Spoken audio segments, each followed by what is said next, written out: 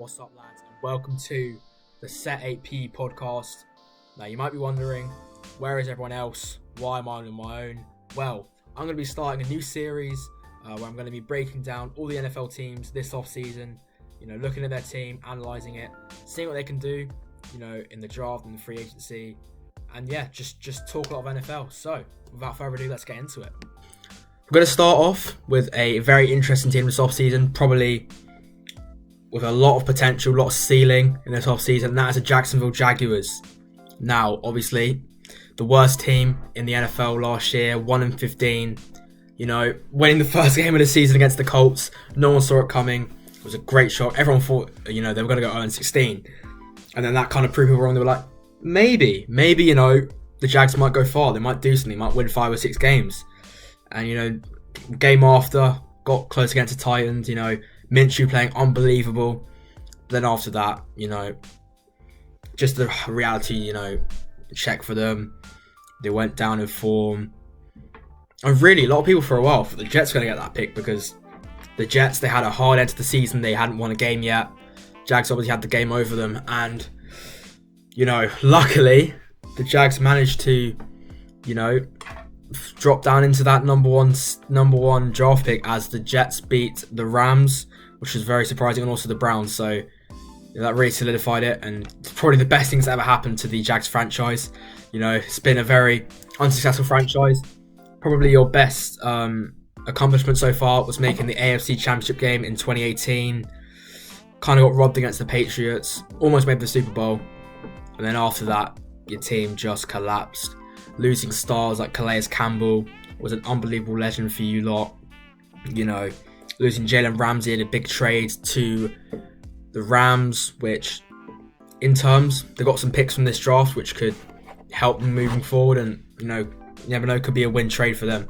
So yeah, and then a couple others like Yannick Ngakoue got traded to the Ravens, unfortunately for not a lot actually, but in fairness he was asking for a lot of money, and I think he's a bit overpriced in my opinion.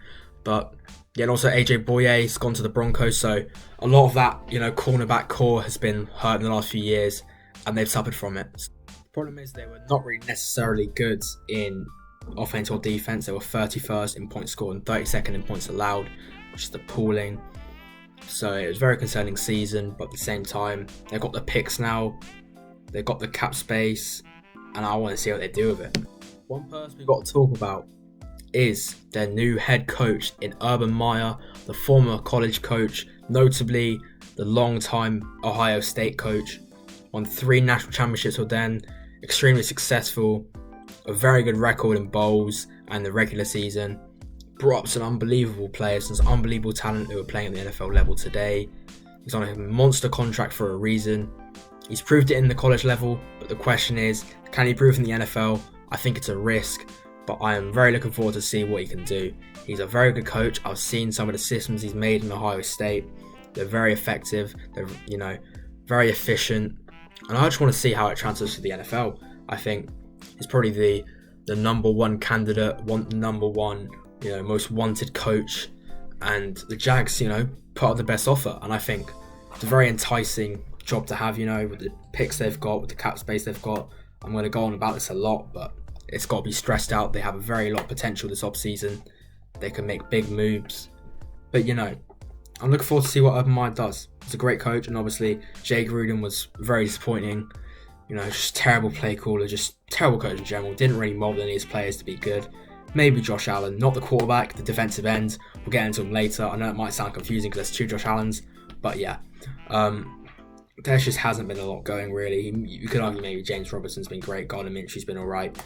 But again, just hasn't done what he's brought in for. That's all really. So I'm going to start with the quarterback position, which is obviously the most important in the sport. And the QB1 for the Jags over the last 2 years has been Gardner Minshew. Now, Gardner Minshew was a 6th round pick in 2019. Obviously, he was expected to be a backup. I think he was a third choice at start, second choice at start. And then obviously proved himself in the preseason. Nick Foles got hurt first start for the Jags, and he came in and he went ham. He was unbelievable. He was playing so well. People were like, actually, this guy could be quite good. He could be a starter in this league, and he had a great first season. this season, missed, I want to say 5 or 6 games, was the reason, the Jags were being competitive in a few games at the start of the season. As I said, the one against the Colts, the one against the Titans. But then he got hurt and things went downhill for the Jags, He had a great season. People kind of, slept on that, Played 9 games, had 66% completion percentage, had 16 passing touchdowns, 5 interceptions, and the 95.9 QBR, or quarterback rating, which is what a lot of people use to, I guess, grade quarterbacks. But they're pretty good stats for the games he played in, and obviously on the team he's on, has some solid weapons, which we'll get into later, in this little bit next time. But, yeah, I do feel quite bad for him because I think he deserves a shot. But when he had the first pick, especially this year, there's only one person you could take, and that's Trevor Lawrence from Clemson. This guy is probably the best prospect since Andrew Luck at the quarterback position. If you didn't know, Andrew Luck was drafted first by the Colts in 2011. Unfortunately, had a lot of injuries, decided to retire early, but he was so hyped up. I would almost compare Trevor Lawrence's hype to the one of LeBron James, because people knew from high school he was going to be the number 1 pick. I mean, it's obviously different in the NFL because you've got to prove it at college. It's not like, NBA. LeBron just went high school straight into the league. But Trevor Lawrence has proven himself in college level, came in as a freshman and won a national championship for Clemson. Got to the semis, or he got to the final in 2019, lost to LSU though. Shout out Ed Trelinsky in there. I hope he doesn't watch this, but yeah, anyway. And then this year fell short to Ohio State, which was a big loss for them, but he's proven himself. That's all I've got to say, really. If they take anyone but Trevor Lawrence to that number 1 pick, you're screwed. He's going to sell out the stadiums. He's going to transform this team. And, I think he's got to be a guy going forward. He's a just unbelievable talent. He's got absolutely everything. People who think he's going to be a bust, I think his floor is just, I'd say, like Carson Wentz, like a top 10 quarterback. So, yeah, I'm looking forward to seeing him in an NFL jersey. And obviously the Jags, because who hates the Jags, really? Who hates the Jags? They're a little small franchise, haven't really caused any problems in recent years, but hopefully that's going to change. Hopefully, they come through, get some results. Maybe, I wouldn't say playoffs next year, but you never know. They have a lot of opportunity this year. So, as a quarterback, obviously, had Jake Luton, who had some starts this year. Was a rookie, I think a 6th round pick as well in 2020. Was pretty bad, but again, what do you expect from a 6th round rookie? Didn't do much. And Mike Glennon, the GOAT, played 2 starts, I believe.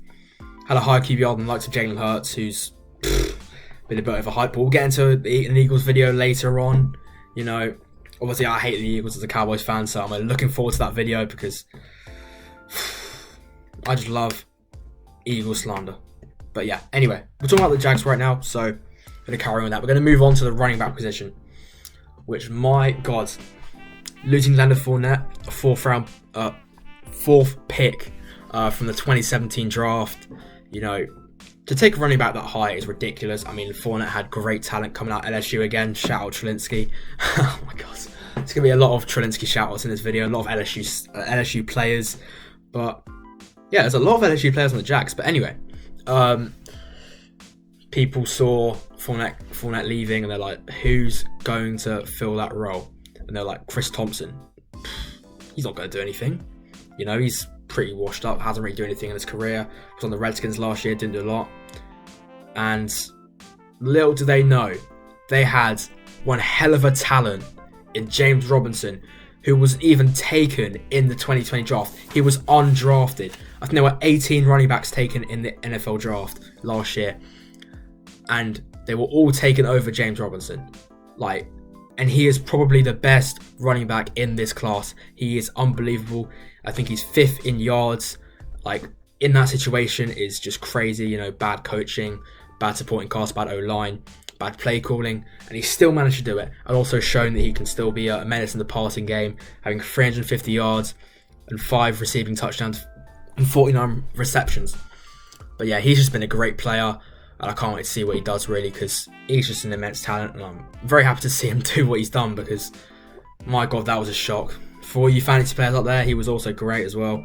Brandon Money probably wasn't even drafted in those leagues. But next year, if I'm playing, I've got to sweep him up first or second round, just because he's got everything really. With Trevor Lawrence coming in, with the cap space you've got 81 million in cap, which is the most in the league. That's, to put it into perspective, right? I think the cap is like 170 million right now, and it's obviously going to move down because of COVID, less revenue for the league. But even then, you've pretty much got half of your cap left for players, and that is monumental because you could bring in some big players. I mean, I would say JJ Watt. He wouldn't have wanted to come to Jacksonville, I don't think, and I think it's good you lot didn't pay for him. You know, going to the Cardinals, which I'm still shocked about, but again, that's for another video. But yeah, James Robinson, what a player. Moving on to wide receivers. A very interesting wide receiver core, actually. Very underrated, in my opinion. You have DJ Chark, another LSU ultimator. I don't know how I say it, if I said that right, but was at LSU. Been in the league 3 years now. Broke out last year. Had a couple injuries, missed 3 games, I believe. But even then, was a great wide receiver 1. Had around 700 yards, 5 touchdowns. Solid year. I still am skeptical if he's a quality wide receiver 1. I would rather, I'd say he's borderline probably top 30, around that area for receivers. He was a little bit disappointing. I think people expect him to, break out even more because he was a 1,000-yard receiver last year. So that's quite a big place to get. And especially, coming off that year, people thought he's going to do more. But at the same time, bad quarterback situation for half the year. Even Gardner Minshew didn't play well at the end. But yeah, just with Trevor Lawrence, I'm looking forward to see what he does next year. And then, who I would probably call the wide receiver 2, Laviska Shenault, who was taken in the second round last year in the draft. Very underrated. I think he was probably the 10th or 11th receiver taken, which kind of shows you how talented this receiver class is. And he's really, no one really is talk about him because I guess there's a lot of receivers in the 2020 draft class who have just shown, like Claypool, CeeDee Lamb, obviously Justin Jefferson. There's so many, Brandon Ayuk, just so much talent, and I think because of that he's been slept on. He's had about 500 yards this year. Didn't really come into the game plan until about halfway the season, But again, he's one of my receivers. I think is going to break out next year, depending on what they do in the draft. Depending on whether they draft a receiver in the first round, which could happen because they have another pick from the Rams. But I guess with the circumstances right now, if they stay with that receiver core and he's a wide receiver 2 or 3. He's going to have yards. He's going to go off, I think. Which I know it's bold, but I think that's going to happen. Next, we have Keelan Cole, who a very underrated receiver, had 600 yards this year. Really no one knew about him, really. Even now I barely know about him. But what a guy. I've looked at his stats, like advanced stats, all that, and he shows he's a real deal. He was a great receiver 3, and I'm not sure if they need any more, really. I don't think they need any more help, really, the Jags at receiver. They could, obviously a star receiver, like a top 10 receiver, maybe an Allen Robinson in free agency, who was at the Jags before. I don't think he want to come back because he's been in bad organizations his whole career. But I'm not sure. If I was the Jags, I'd be happy with the situation right now, and I'd stay with it for now. Right, so we talked the quarterback, we talked the running back, we talked the wide receiver, and now we're down to the tight ends, which is one of my favourite positions because they're not given enough love. There's so many tight ends I love. Shout out to George Kittle. Shout out to Zach Ertz, even though he's an Eagle. Gotta love him. There's so many of them guys. They're just likeable. But anyway, so the Jags, they haven't had many great tight ends recently. Tyler Eifert has been their tight end 1. Was unbelievable. Was elite back in about 2015, 2016 when he was playing for the Bengals. Was a great player. Unfortunately had a big injury in around 2017, 2018 and really dropped off. And the Jags signed him in free agency last year, took a chance on him. Hadn't had much of an impact. I think he was 5th in yards for you guys for the season. But, just not a lot of impact from the tight end position. The second option was James O'Shaughnessy. Not many people have heard of him for a reason. He does not do a lot in the game. And I think tight ends, although there's so many needs for the Jags, it's got to be one of their highest needs because there is not a lot of talent there. And I think tight ends, you can scheme around. You can make a system around them. Look at George Kittle for the Niners. Look how bad they are about him. Look how he can be used as the lead blocker for running. He can be used in the pass game, used for anything. He could be a receiver and a tackle. And there's a tight end in the draft who is like that, but again, probably won't be around when the Jags pick second because, look, it's their second pick in the draft, which is around 24th, I believe. So still a lot of talent could be there, and they got another additional pick in the second round. So, more options, more opportunities to find good talent, in those rounds. But yeah, there's I feel like there aren't many great tight ends in free agency. And there's Jared Cook from the Saints, who's aging, would probably need a lot of money, but again, I think there's more places where the money could go. I know you have loads of cap space, but again, you still got to be smart with your money. Just don't go out and overpay players. You've got to be smart with it. You've got to wait for when, for example, when Trevor Lawrence will get his, need his big extension. You've got to give it to him. You've got to save some money for that. I know that's, going to be a couple of years away. But again, you still got to preserve a little bit of money away. But again, I think tight end, I think the person you want to get in probably the second round or the first round, depending on how they rank him, is a guy named Pat Frymouth. He's a tight end from Penn State. Great talent. Definitely the tight end 2 in this draft. Behind Kyle Pitts, obviously, just an unbelievable talent. But again, you will not be able to get him. He's probably a top 10 talent. He's probably, talking about just how good they are, he's probably a top 3 player in the draft. Just unbelievable. But again, we'll get into him later about when we talk about teams who could be drafting him around top 10. But anyway, Pat Frymouth is a tight end 2. Definitely has the potential to break in as a tight end 1 for the Jags. There's a space for him to get into the passing game. He's a very good pass catcher. Has had some spectacular catches in college. He can go up for the ball well. Good jump ball receiver. Very physical. So I think that's a good option for him. I'm saying if he drops into the second round. Oh, sorry, my voice. But if he gets taken before them, I'm saying Brevin Jordan from Florida. He's another great tight end. I'm saying he's a second or third round talent. Just great athlete. Miami have got a lot of them players this year, but again, we'll get into them later. But yeah, I think a tight end in the draft would be a great shout because it just opens up the playbook really to more players you can go to. Gives Trevor Lawrence more weapons. So yeah, tight end, that's about it. 2. Probably the most important group of players in any team, the offensive line. This will consist of 2 offensive tackles, so the ones on the edges. Got the guards inside and the centre, who's the one who snaps the ball to the quarterback. For all you lot who don't know about the NFL, that's some important stuff to know. And your starting left tackle right now is Cam Robinson, the blindside tackle, which is left tackle for most right-handed quarterbacks. I think he's not good enough. He's on a pretty hefty contract for the workload he's given you lot. He has been pretty disappointing, I think. He's still around 25, 26, but at the same time, just it's the most important position on that O-line. And I think, again, in the draft, I'm saying later in the first round, in the second round, someone like Samuel Cosmi, Jalen Mayfield, Liam Eichenberg. There's so many offensive tackles available then in the draft. They should be.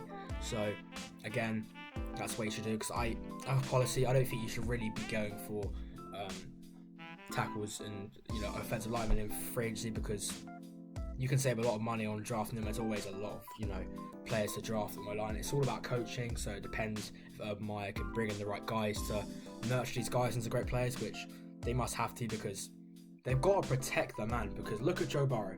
Joe Burrow, if you guys didn't know, was the number 1 pick from last year, taken by the Cincinnati Bengals. And Cincinnati Bengals probably have one of the worst O-lines in the league.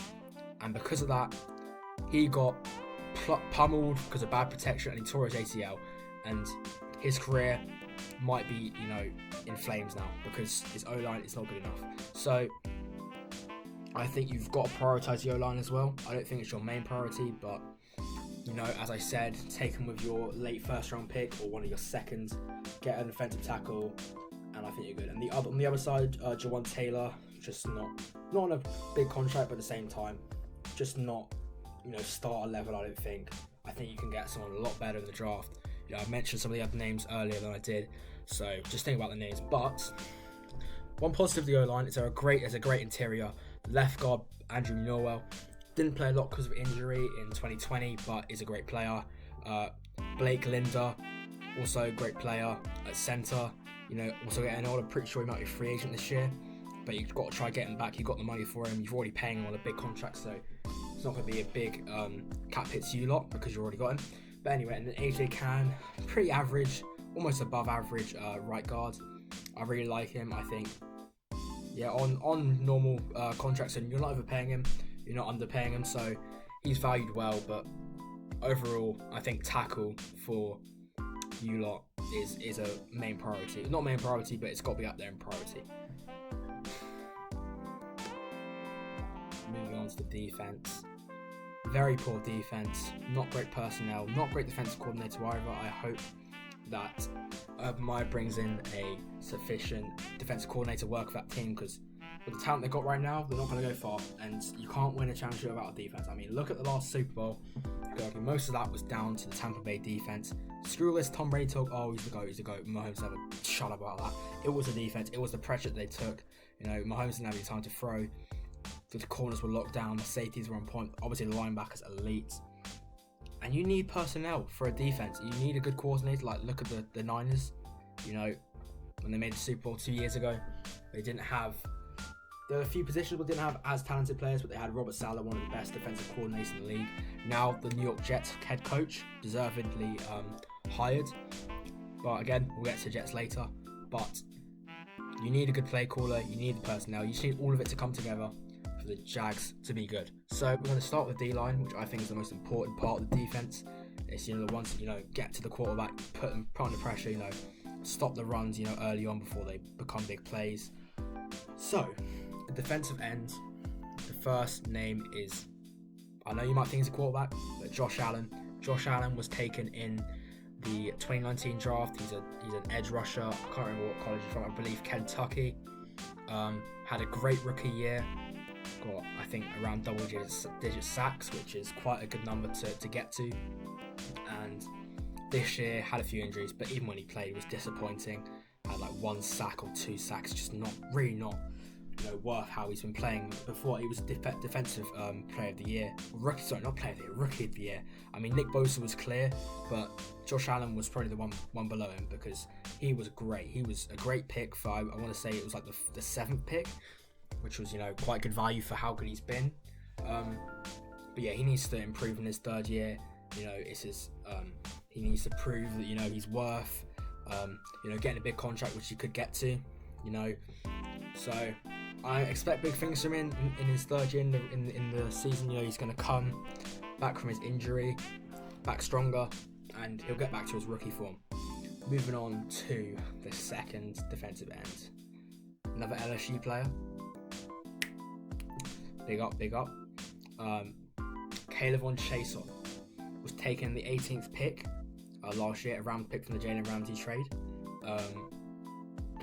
I think you could label him as a bust. As of now, very raw prospect, came into the league, wasn't a complete defensive end. Defensive end's a very hard position to nurture and, become skillful at it, because it, requires a lot of strength, precision, a lot of, finesse. It's a very hard position to play, and he ain't got the skills right now.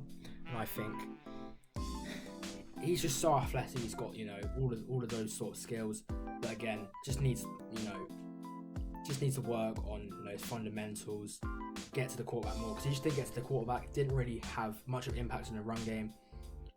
Really hasn't been worth the 1st round pick as of now, but again, it's only been 1 year of his career. I wouldn't say I'm very confident he'll bounce back, but I think he will be better. There's no way he'll be worse. It's hard to be worse than he was in his rookie year, and as a rookie to sophomore, you're going to improve one way or another, unless you really disappoint and have a big injury, which he did have a few injuries. But at the same time, I hope for the Jags he comes back. And then the 3rd edge on that team, you won't probably play a lot next year, is Dwayne Smoots. I think I said that right. But you won't need to hear him a lot. I think he was a sack leader for the Jags this year, but that's the only reason I've got him on here. I think the only reason he played was because of injuries, and again, you never know. It's the NFL. They could bring in a great coaching staff, create that D-line a problem. They used to be called Saxonville for a reason, with Ngakoue, Calais Campbell, and much more players. They need to build that up again. So, because they've been missing, someone like Calais Campbell and Ngakoue for a couple of years, well, since they've gone from last year. So, yeah, I think if they do that, that's fine. I wouldn't expect them to take a defensive end in the draft, because they just drafted 2 in the first round in consecutive years. So although I'm looking at Jason Oweh in the second round or in the first round, depending on again how much they value them, he's a great player. I know PFF love him. I'm not gonna, say what I want to say about how they feel about Jason Oweh, but they love him. So he must be great, I guess, because PFF are go. I know Sam's not gonna like that if he's even watching. Shout out Sam if you're watching. But yeah, defensive end is a whole, but again, have some young players who could get better. Moving on to the defensive tackle position, another very important position. These are the people on the interior defensive line. And again, not a lot to talk about. Devon Hamilton really hasn't done a lot since he's been in the league. Not brilliant against the run.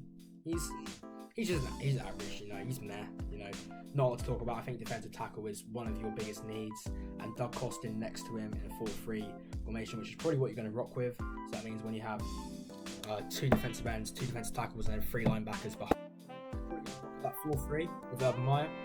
You never know, he could switch to a 3-4, which has a bit more pressure. But again, probably don't have the defensive line talent yet to do that. But yeah, again, I'm looking at a talent like Christian Barmore from Alabama in the first round and the second round. I'm looking at Levi Onwuzurike. I think how you say it, it's a hard name to say. I'm looking at Davion Nixon, another LSU player. And there's a few other players like JT Flay from USC. A lot of defensive linemen, around that second round value. So I'm looking at your second pick in the second round, around again like 24, I believe. That's probably when I would target the defensive tackle position, because there's a lot of good ones that will probably be available around there, and I think one of them will fall, because although defensive tackle is a hard position to find, it's a very hard position to play. There aren't many elite people who play that position, but again, I think because there's a lot of people who are in that second round at the defensive tackle, one of them will fall to you. So that's how I would approach the defensive tackle position. There aren't really many people in free agency. The only notable one I say is Gerald McCoy, who was with the Cowboys last year. Didn't play a snap because he tore his ACL early in the season, which was very shocking to see. And he's also very old. He's 34 now. It was elite back in his prime. But again, you could argue he's washed now. He's a risk to be put on a big contract, which is what he's going to be asking for, despite coming off the bad injury, which has left him out the whole year. But again, defensive tackle will probably have to be dealt with in the draft, because there's not enough free agents for them.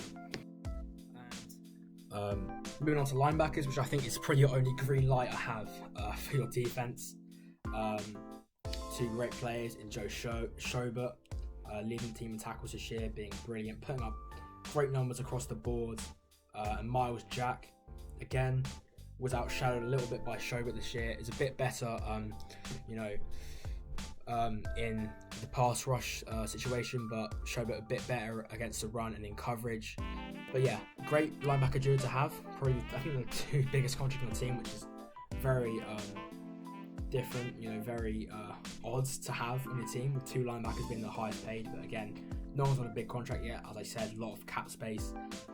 But yeah, and I think their third linebacker is Quincy Williams, which again, not a very famous name. So if you're playing a 4-3, you're going to need a third linebacker to start. So I'm saying maybe one of the third or fourth round. I'm looking at Chaz Surratt.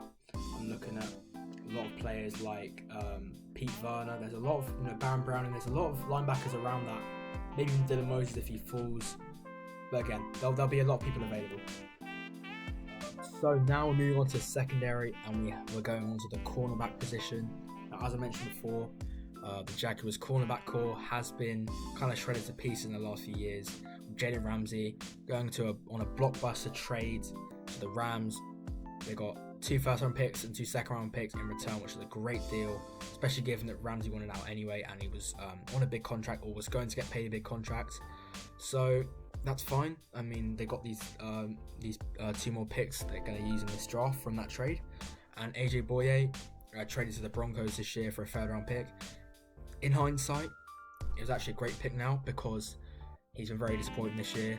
And again, got a pick. I think he was going to be a free agent anyway, so it was more like a trade and sign deal for the Broncos. So that was a fine. I'm happy with that deal from the Jags. They've accumulated some draft picks. They've traded away a lot of their players. They're in full rebuild mode, and this is the year they're going to pull the trigger and get all these guys in from the draft and the free agency class. So, on to the actual players in this team. We have CJ Henderson, who was taken in the first round of the top 10, I believe the 9th pick for the Jags last year. Started off really well. Had great lockdown games. In his first game for the team against the Colts, I remember he had some unbelievable pass deflections and pass breakups, and then kind of had a little injury, came back, wasn't as great. Back to the team after his injury, wasn't as great, but again, cornerback is one of the hardest positions in. I would say it is the hardest position, because you've got to guard these unbelievably, quicker, more athletic wide receivers who normally have, an athleticism advantage over them. And bearing in mind, it's much harder to cover anyway, just because you're backpedaling, they're running at full speed. So and obviously you've got to know every one of their moves, and they're all just it's a hard position. That's all I'm trying to say. And there are many times where a cornerback just comes out first year and is elite. Only the high, a very low percentage, the 0.1% or whatever. Like, Jeff Okudah was a third round. I keep saying third round pick. Was a third pick in the draft as a corner. Been disappointing, but again, you don't expect them to be a star in their first year. You got to give them time. They got to learn. So, yeah, I mean, I'm calling him a green light for the Jags, because he was a first round pick, and he has shown glimpses. But again, his overall play needs improving still, which I am confident he's gonna break through next year. Moving on to the cornerback 2, Trey Herndon. Really not good. Been pretty disappointing the last few years for the Jags, and then not a lot to talk about for him, to be honest. And then Chris Claybook's there, cornerback 3, again, very poor. Wouldn't start for a lot of teams as a nickel corner.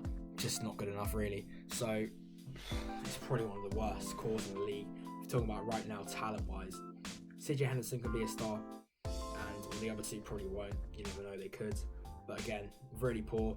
I'm looking at some of them, cornerback free agents, the veterans. We've got Patrick Peterson, who was previously at the Cardinals, a very good player. Richard Sherman from the Niners, another great player. He's going to test free agency, most likely.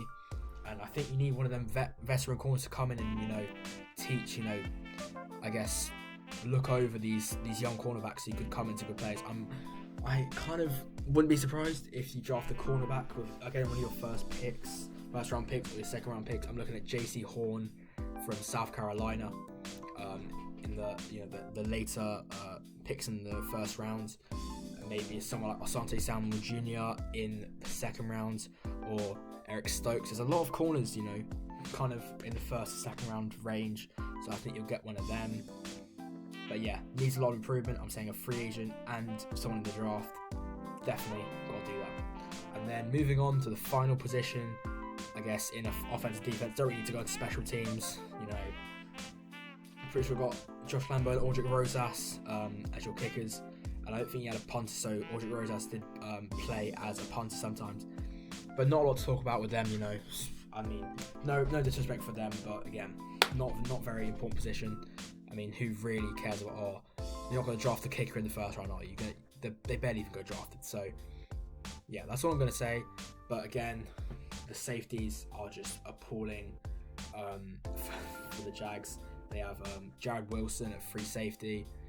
Been average this year. Been, obviously the best out of the two starting safeties. And you've got Josh Jones at strong side safety. Really not good enough to start. And obviously Andrew Wingard, who, again, just isn't good as well. So their whole safety core needs improvement. I'm looking at Trayvon Murray. Could be a bit of a stretch for the first round with their pick they've got.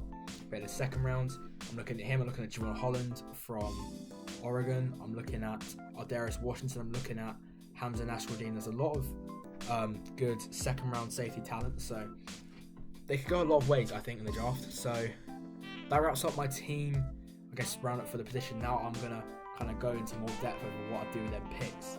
So the first pick, Trevor Lawrence. Don't need to go into much more. Their quarterback, the future. Going to sell out the stadium, Can't wait to see what he does. Moving on to their next pick, 24th pick in the draft, I am probably going to take, if he's available, I'm looking at a offensive tackle, maybe a Jalen Mayfield, an Alex Leatherwood, a Liam Eichenberg, or a cornerback. As I said, JC Horn, Asante Samuel Jr. I'd say JC Horn is a first-round talent. Asante Samuel is a borderline first-round talent, so it depends where you want to take that risk. But again, you also could say defensive end. I'm looking at Azeez Ojulari from Georgia. Could be a great pick. A receiver, maybe. Depends if you really are desperate for that number one receiver. DJ Chark could become that receiver. But again, strengthen, Trevor Lawrence weapons. I'm looking at probably a Rashad Bateman. Or like a Terrence Marshall or a Kadarius Toney. There's a lot of good receivers as well in this class. Or a tight end, I said Pat Frymouth. I'm looking at him in the second round probably. There's a lot of ways they can go with this pick, and I'm probably saying cornerback. And I'd say, safety's too high for that position. And then I'm looking in the second round. So my predicted pick was, Samuel Cosmi, the offensive tackle from Texas. Big up the Longhorns, Cowboys fan. Got to rep the Texas as well.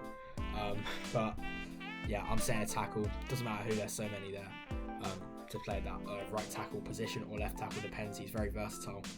And then in the second round, the first pick, I'm going to say Asante Samuel Jr. That's what I previously mocked to them. I'll probably make some more mock drafts videos. I'm starting to get more into the, analysing some of the prospects, getting more into it, giving my output on some of these prospects, showing predicting where I think they're going to go. I think that's quite interesting to look at. Probably one of the most important parts of the year is the draft, because that's your make or break for most of the season if you can draft a good player. And then their last pick, their second round. I'm not going to go further than the second round for now. I will in a later video. I'll do a more in-depth draft video as things come closer to draft day.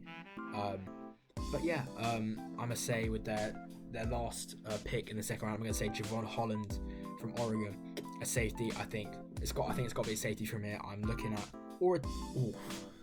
tell you what, I haven't thought about. I haven't thought about a defensive tackle. I'm saying Davion Nixon with their second pick in the second round. Just a great player from LSU. Got a lot of, fills a big need, a defensive tackle for them. So I think that's a bigger need than safety. But again, safety in the third round. Again, I think a lot of them guys like Nasruddin, Holland could drop. You never know. There's a lot of them guys who could drop in the third round. So to summarise those picks, I've said Trevor Lawrence first, and then their second pick, I'm saying Samuel Cosmi, and then going on to the second round, I'm saying Asante Samuel Jr., a cornerback, and then later on in the second round, I'm going to say Davion Nixon at defensive tackle. So that about wraps up my first team roundup, I guess. Please subscribe for more if you enjoyed. I'm going to be trying to post as soon as possible and getting out as many videos as possible, for the off season. Give people some insight on what I think is going to happen, what teams could work on, So let me know what you want to see, and I'll see you later. Bye from me.